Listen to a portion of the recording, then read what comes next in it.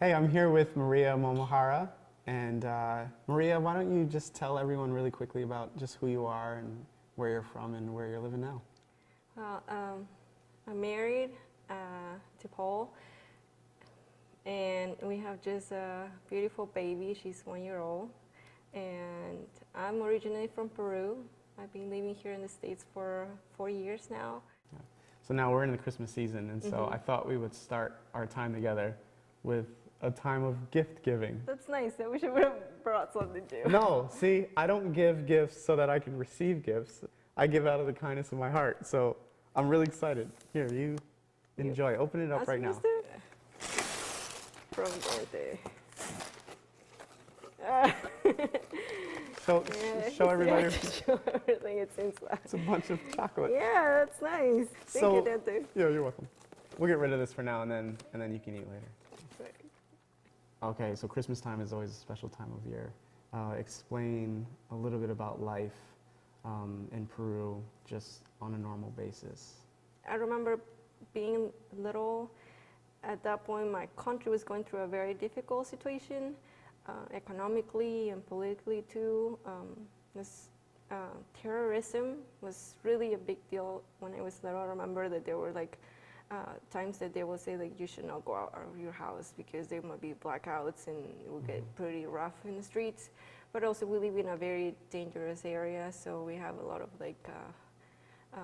just thievery and also just people drinking a lot and just not being a very safe area. I do have a lot of memories of that, and just always try to be very cautious that you will not bring attention to people, because that might also be you will become a target that people will try to hurt you.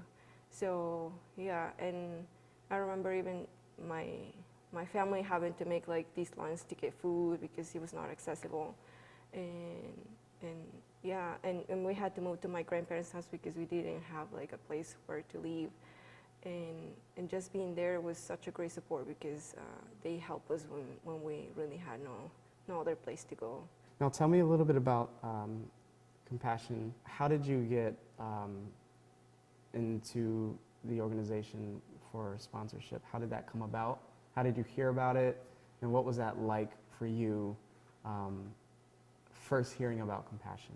Yeah, it was I think my church, the church that was really 3 houses apart from ours, my grandparents' house, is I don't know, I guess they found out about the program and they decided that they were able to have it in the church, and even the volunteers were the church members, and they started searching for kids that really needed the help. And my brother and I were both registered. I have some cousins also that were registered too, and we were the very first kids.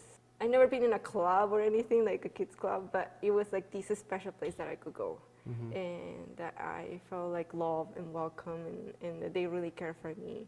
And they explained that it was also because of the sponsors that they were helping us to pay for all the expenses so we could go to the program, and that was something really new that I didn't understand what a sponsor really mean. But then they explained us about how they could also write us letters and send us extra gifts and things like that. So it was something that we were really looking forward to hear if we had a sponsor. Okay, so you being a mother, and after having lived the life that you have lived and all the blessings that came from Compassion, what does it mean for you as you go to provide for your daughter?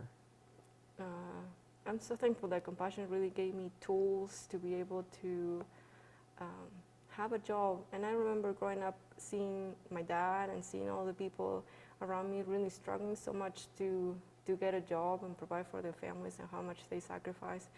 I'm so thankful because God gave me studies, and I became a nurse, and then I became a translator in Peru, and then I started working for Compassion, which all of these things I really never planned on doing, but I'm so thankful that God gave me all those tools, and I'm able now to give back and also even serve through Compassion to help other kids to find a sponsor, and even just through all these things to be able to provide for Alani is knowing that, yeah, God is in control, that even though when I was a little kid, I didn't have much.